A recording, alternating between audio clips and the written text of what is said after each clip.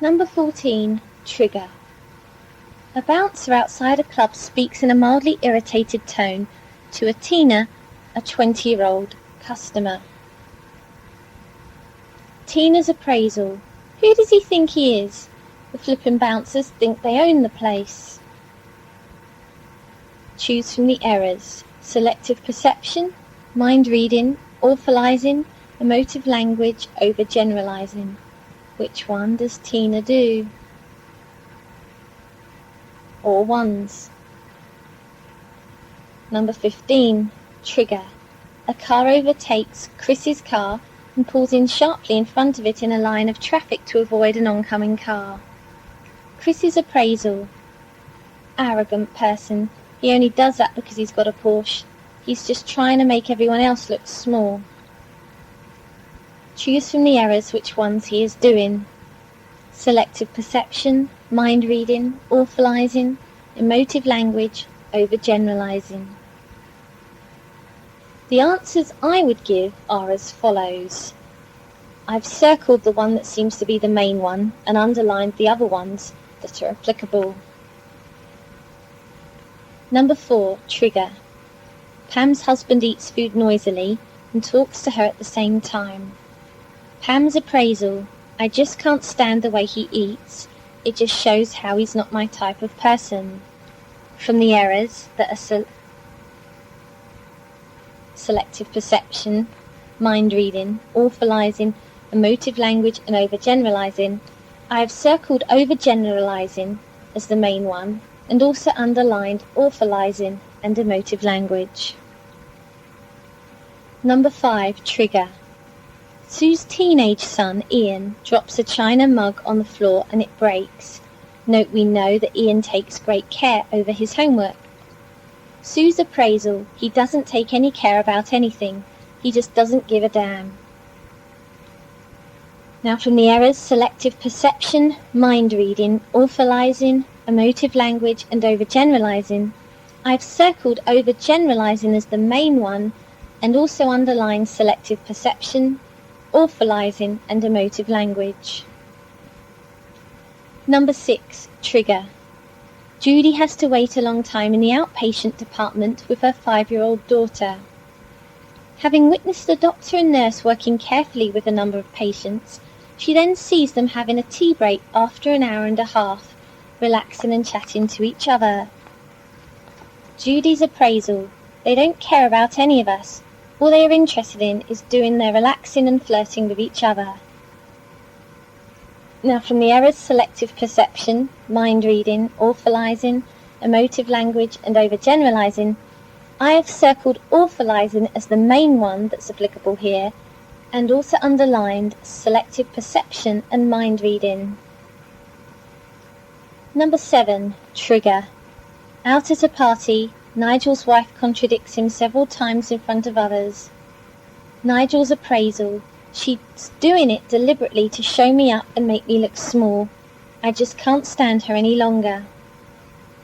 From the errors, selective perception, mind reading, awfulizing, emotive language and overgeneralizing, I've underlined overgeneralizing, mind reading and awfulizing.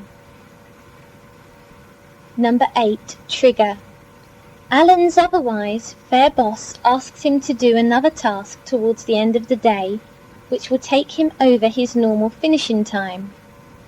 Alan's appraisal. He always treats me unfairly. He's just a lousy so-and-so.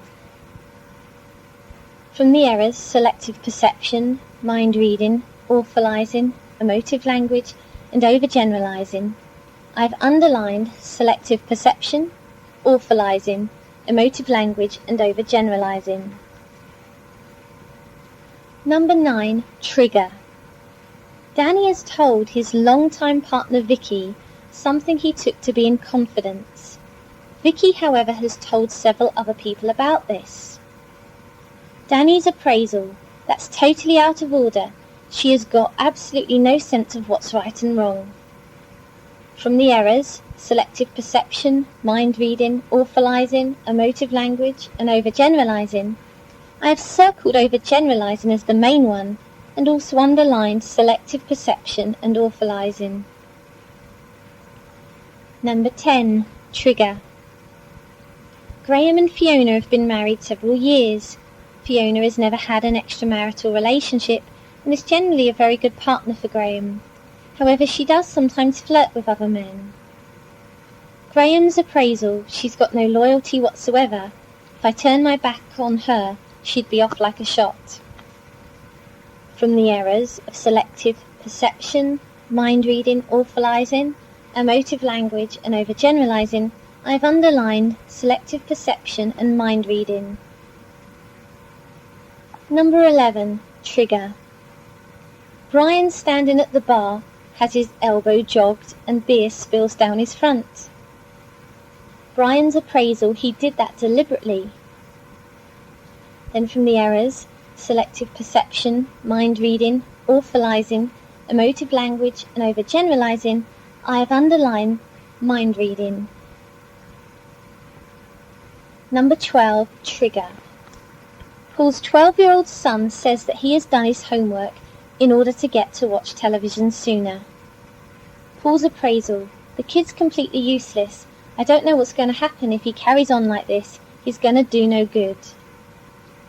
From the errors: selective perception, mind reading, awfulizing, emotive language and overgeneralizing, I've underlined selective perception, awfulizing, emotive language and overgeneralizing. Number 13. Trigger. David sees a teenager stealing the stereo from the car. David's appraisal: the kid was an animal, just thinks he can take what he wants, doesn't give a damn about anybody, the arrogant sod. From the errors: selective perception, mind reading, awfulizing, emotive language and overgeneralizing, I've underlined mind reading, emotive language and overgeneralizing. Number 14. Trigger. A bouncer outside a club speaks in a mildly irritated tone to Tina, a 20-year-old customer. Tina's appraisal: who does he think he is? These flippin' bouncers think they own the place. Errors. From selective perception, mind reading, awfulizing, emotive language and overgeneralizing, I've underlined mind reading and awfulizing. Number 15. Trigger. A car overtakes Chris's car and pulls in sharply in front of it in a line of traffic to avoid an oncoming car. Chris's appraisal: arrogant so-and-so, but a bit stronger than that. He only does that because he's got a Porsche. He's just trying to make everyone else look small. And from the errors of selective perception, mind reading, awfulizing, emotive language and overgeneralizing, bear in mind he was a bit stronger than so-and-so, I've underlined mind reading and emotive language. Summary of the main appraisal / judgment errors. Selective perception, where one or more important aspects of the situation are unnoticed. Mind reading, where a person believes she or he knows what is in another person's mind, especially their intention. Awfulizing, where some unwanted event is viewed as awful, tragic, terrible, disastrous, etc., rather than simply unwelcome. Emotive language, using strong language to oneself, almost automatically producing an angry reaction. Overgeneralizing, making a sweeping generalization from one true observation. Applying this to your own situation. Now you've shown you can analyze other examples. You need some examples from your own life to work on. To get these, we need a slightly more sophisticated diary, as shown opposite. Diary 2. Fill this in as soon as possible after each time you get irritable or angry. In the first box, we've got trigger. Describe here what a video camera would have seen or heard. Include the day and date, but do not put what you thought or how you reacted. And in the next box, appraisal / judgment, Write here the thoughts that went through your mind, as clearly as you can remember them. In the next box, anger, leave this blank for the time being. And in the next box, inhibitions, leave this blank for the time being. And in the next box, response, write here what a video camera would have seen you do and heard you say as clearly as you can. Then in the next box, more helpful appraisal stroke judgment, how else might you have appraised the situation? To determine this, you might like to consider the following. What errors are you making? Selective perception, mind reading, orphalizing, emotive language, overgeneralizing.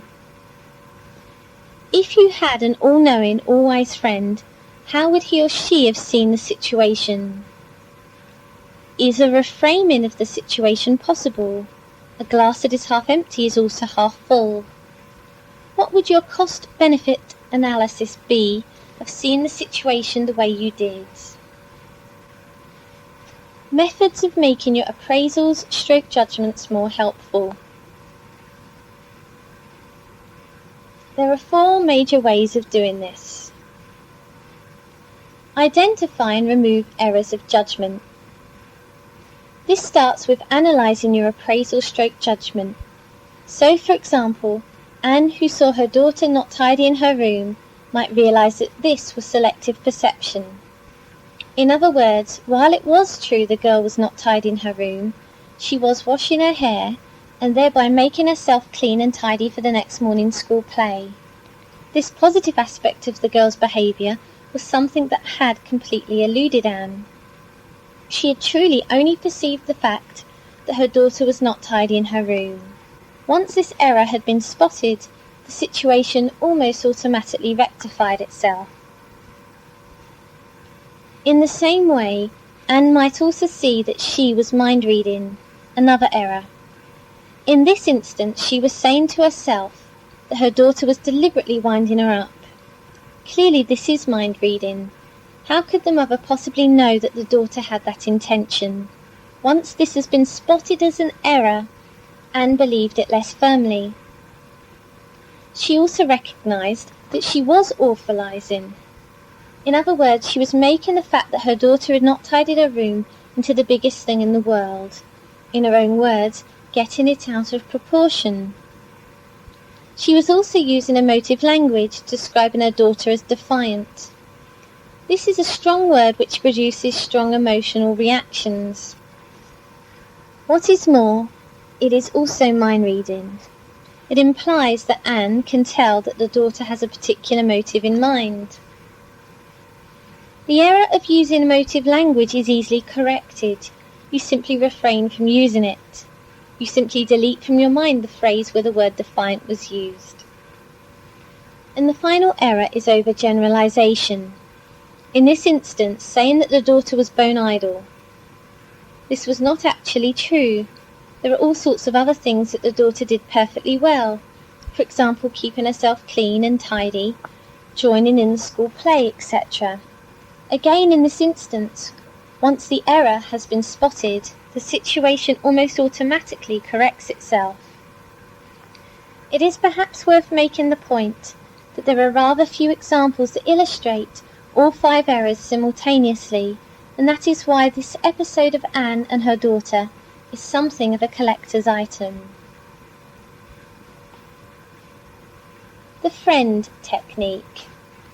This is where you say to yourself, if I had an all-knowing, all-wise friend, someone who had only my interests at heart, how would he or she appraise this situation so that it worked out best for me? In this instance, the friend might say something like, "Come on, Anne, just leave the girl alone. She's a good girl and at least she's keeping herself clean and tidy, which is a step ahead of lots of kids. Anyway, how many kids do you know who tidy their rooms when their mums ask them to?" This can be a powerful technique if you practice it regularly and if you can build up a good image of this all-knowing, all-wise friend. It does not have to be anybody real. Perhaps it's helpful if it isn't, just so long as it is a very wise person who has your interests at heart, someone who is always on your side. Incidentally, some people prefer to do it the other way round. In other words, ask themselves, what would you say to a friend in this situation, a really good friend whom you wanted to offer constructive support? Reframing the trigger. Most bad news can be reframed as good news. The most famous example is the glass of water that is half empty, bad news. It is, of course, also half full, good news. So how might you reframe the situation where, in spite of being nagged all day long, your 12-year-old daughter is sitting in the bath washing her hair rather than tidying her room? There are in fact several options here. One is to simply focus on the good aspect, the half-full aspect, namely in this case, the fact that she is keeping herself clean and tidy and preparing for the school play. Another is that clearly the daughter feels relaxed enough with her mother and unfrightened enough of her not to feel that she has to do exactly what she is told. This quality of relationship aspect is normally viewed as good news and would not usually produce anger. A third possible reframe is that in fact the daughter is displaying assertiveness and perseverance by not simply doing what she is told. Both these characteristics are rightly viewed as good qualities to encourage in youngsters. Some situations are much more difficult to reframe. Take the example of Steve, where every other person who comes into the bar leaves the door open. How might that be reframed? It is very difficult to see anything intrinsically good about people leaving the door open just near where you are sitting. On the other hand, if you look at the situation in a much wider perspective, maybe it is just possible. The overall situation is, after all, that there you are sitting with two friends having a good drink and a talk, and occasionally somebody leaves the door open. Supposing you were to have a conversation with some chap who had just lost all he owned in an earthquake in Turkey, or a man who had lost his loved ones in the floods in Bangladesh, or a woman who had lost everything and everybody in a natural catastrophe in South America. Suppose you were to suggest to this individual that there is a chap sitting in a bar drinking happily with his two friends who views it as a disaster when several people leave the door open by him. What sort of reaction would you be likely to get? That, strictly speaking, is reframing. It puts the event in a different context. And it might just sway the person concerned. You might just be able to use it. Curiously though, my experience is that it doesn't often do the trick.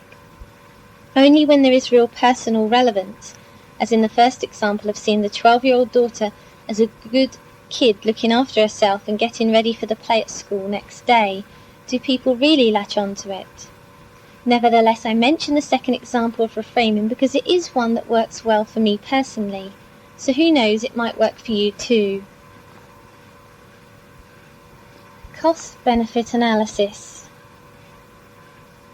Doing a cost-benefit analysis of your appraisal/judgment is happily not half so difficult as it sounds.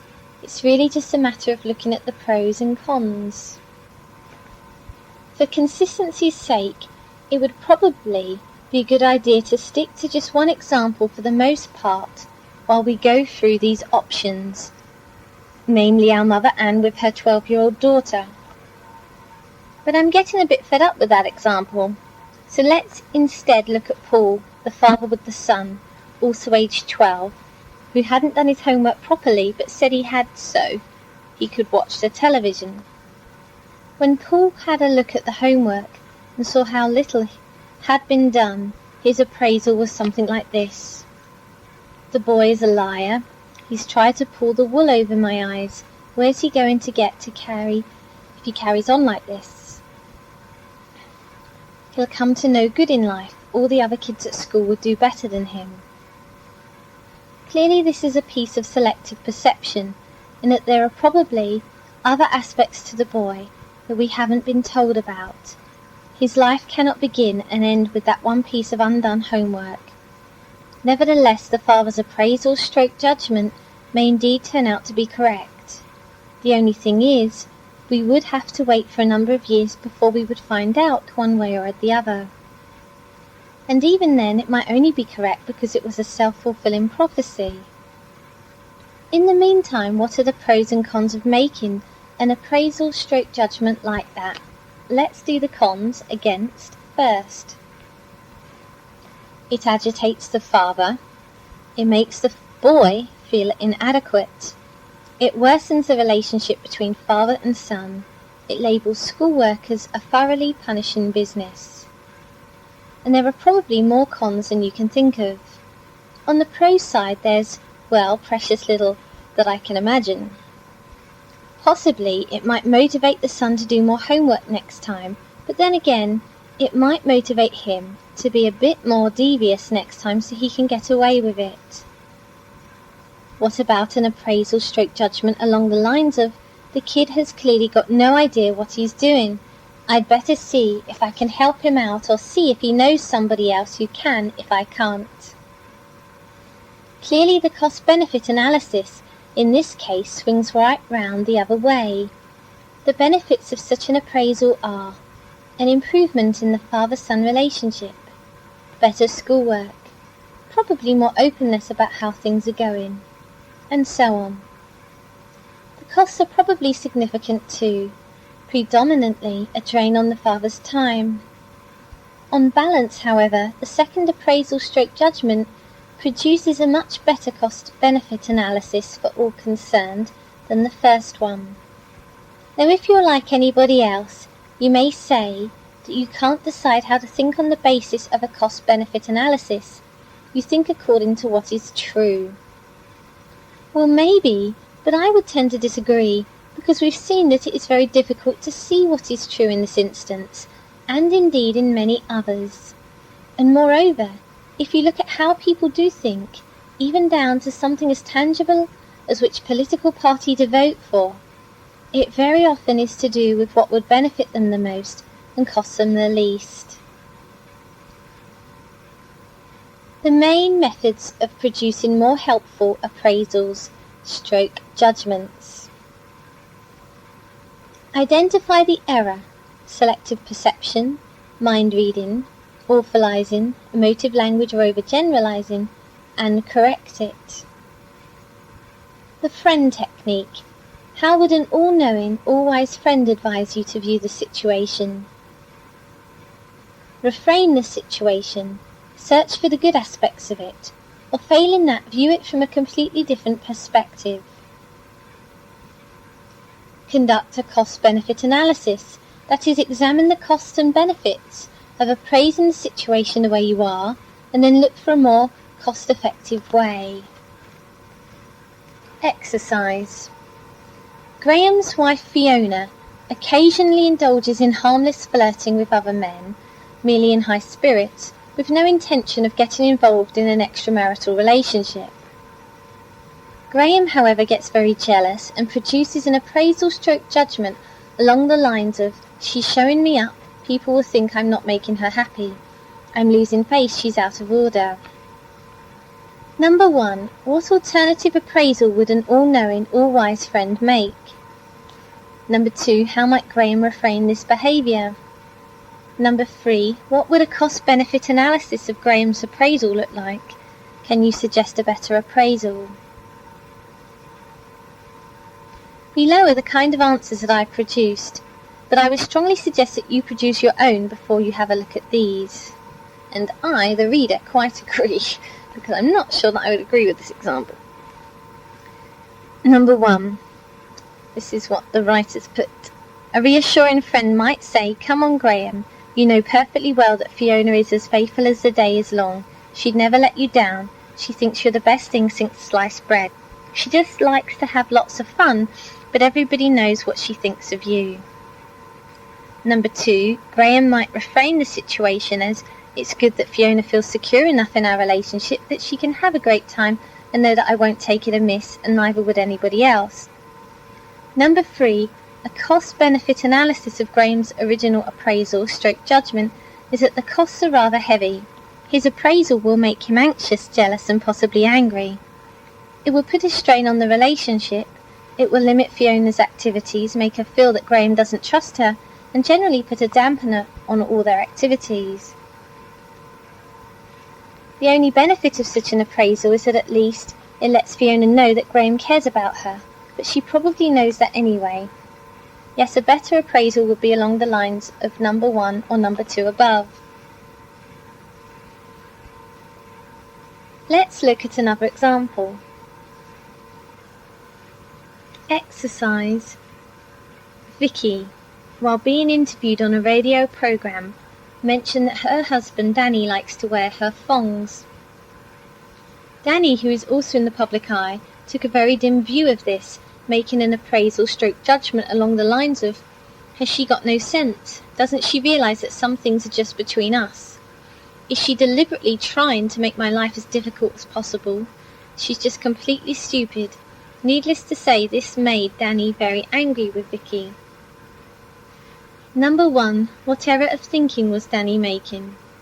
Number 2, what alternative appraisal would an all-knowing or wise friend make? Number 3, how might Danny reframe what Vicky did? Number 4, what would a cost-benefit analysis of Danny's appraisal look like? Can you suggest a better appraisal? Again, there is a list of answers that I would make below, but I would suggest that you produce your own before you have a look at these. Number 1, Danny is making a lot of thinking errors. Particularly, he is using emotive language, she's completely stupid, and overgeneralizing just because she has said one thing, or even several things, which would be best left unsaid. It does not mean that she is completely stupid. Probably there are lots of other things which would suggest she is far from stupid.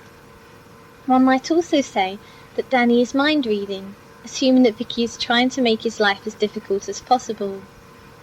Likewise, you could say that he is indulging in selective perception, because Vicky probably does other things which make his life good. And you might even say he is awfulizing. Is it really so bad that people know that he and his wife have an intimate side to their relationship?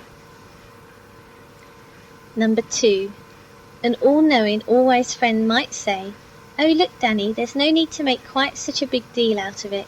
You know that Vicky thinks the world of you, and wouldn't deliberately do things to make things difficult for you. So what if other people rib you a bit? It only shows that they're jealous. Just put it to one side. Number 3. How might Danny reframe what Vicky said and did? He might say that it is good that Vicky feels so relaxed and secure in their relationship that she doesn't have to watch every word she says, even when she's being interviewed on nationwide TV or radio. He might even say that it adds to his street cred that he has a pretty adventurous private life as well as a public one that most people see. He could even relish the fact that other people are made jealous by what she said. Number 4. A cost-benefit analysis would look something like this. The costs of the appraisal that Danny is making originally are heavy. It puts a strain on his relationship with Vicky. It makes him feel stressed out in general. It makes him angry with Vicky. The benefits are few.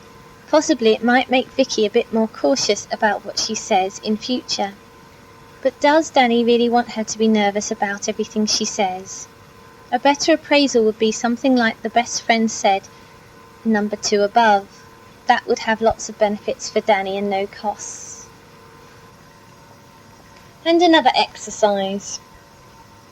When 13-year-old Ian accidentally dropped a mug on the kitchen floor and broke it, his mother Sue completely lost it. Her appraisal was that the kid is spoiled to death.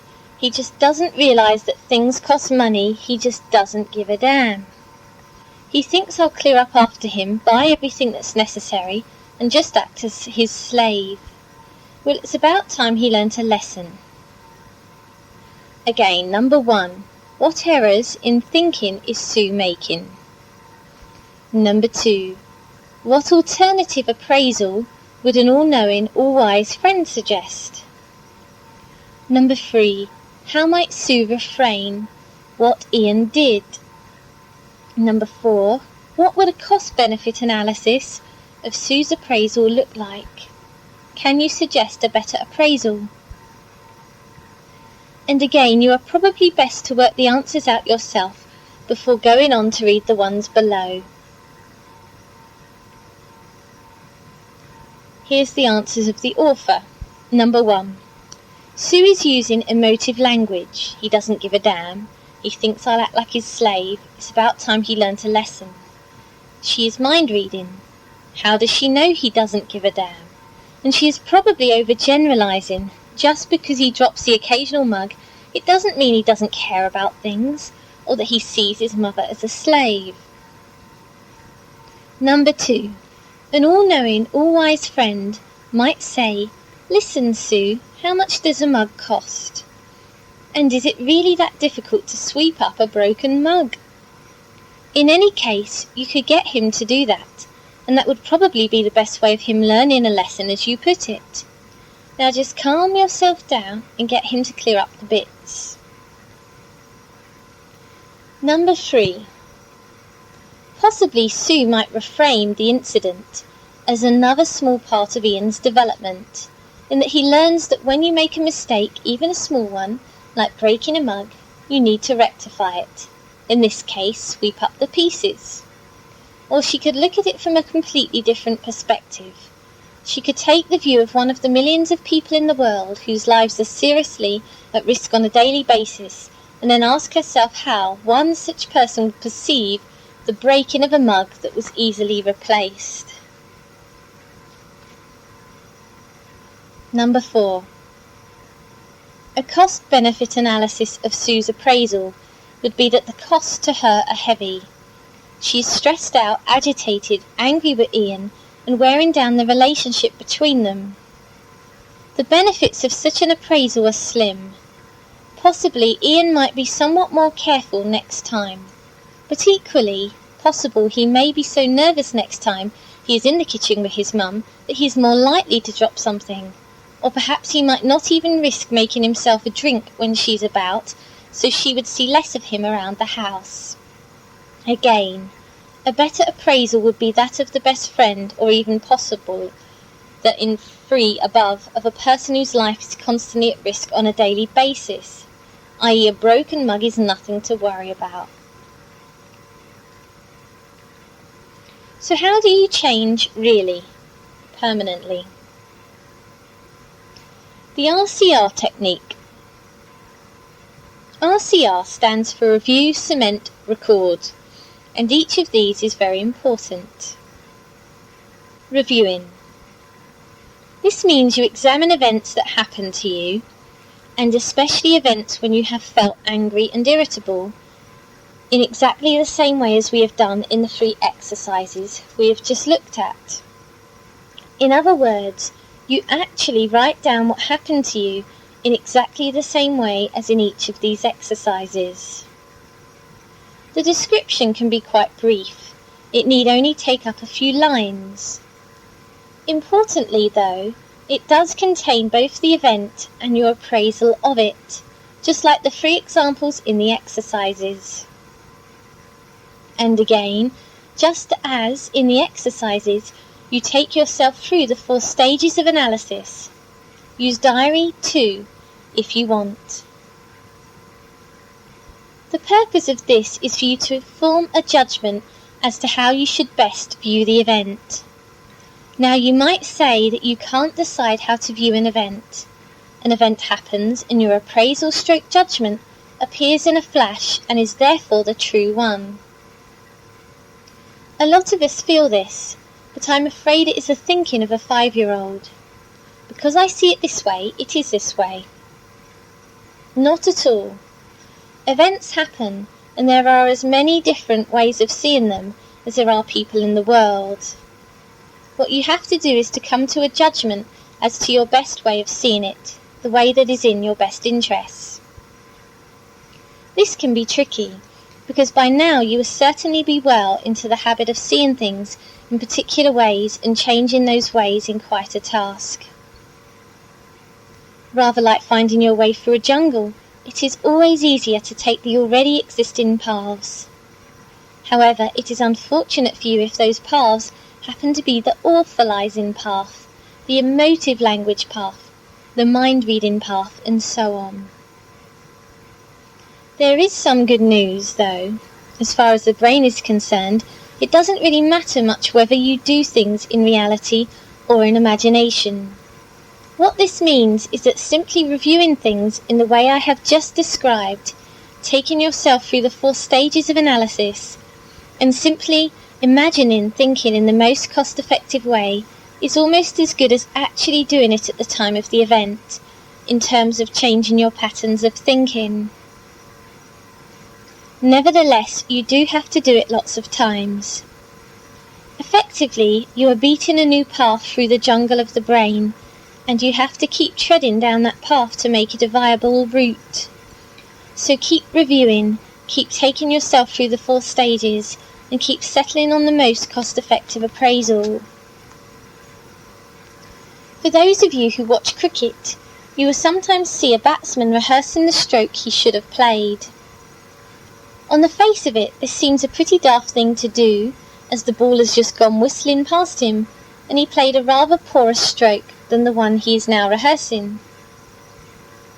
Not so, however.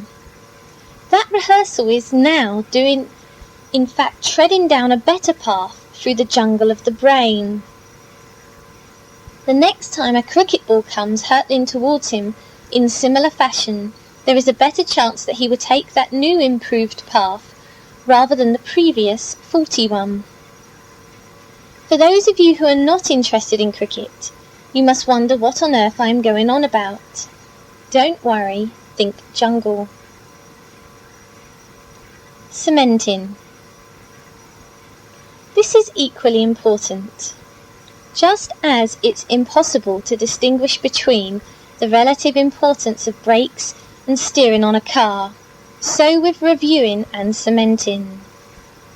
They are both essential. What you do with cementing is to act out the appraisal you settled on during the review stage. In other words, thinking something is not enough. You actually have to behave that way. I call it cementing because it figuratively cements, fixes the thoughts you have produced. Thoughts and behaviour make a very strong combination. Indeed, this is the key combination that underlies a cognitive behavioural approach to solving problems. Danny will genuinely act out his new, more cost-effective appraisal to the slip-ups that Vicky makes, so he can tease her about how her mouth runs away with her, the new perception that other people have of him, and so forth. Sue too will cement her new appraisal by calmly asking Ian to sweep up the remnants of the mug, in due course calmly buy a replacement mug or 2, and so on. Importantly, this need not just be retrospective. Danny can be sure he reacts this way to future misjudged comments from Vicky, and Sue should ensure that she reacts this way to future careless acts from Ian. Recording. This is the part where you reap the payoff. Now you can simply enjoy feeling extra smug. All you do is write down a brief account of events as they happen. So you write down the appraisal and how you reacted during and after the event. And this will make good reading, because it will be such an improvement on your previous responses. Again, you could use diary too if you wanted. Likewise, Danny will simply make a brief note about Vicky's latest gaffe, what his new improved appraisal was, and how he reacted during it and afterwards. And Sue would do just the same, keeping an account of the things that Ian gets up to, her new appraisals and her new reactions.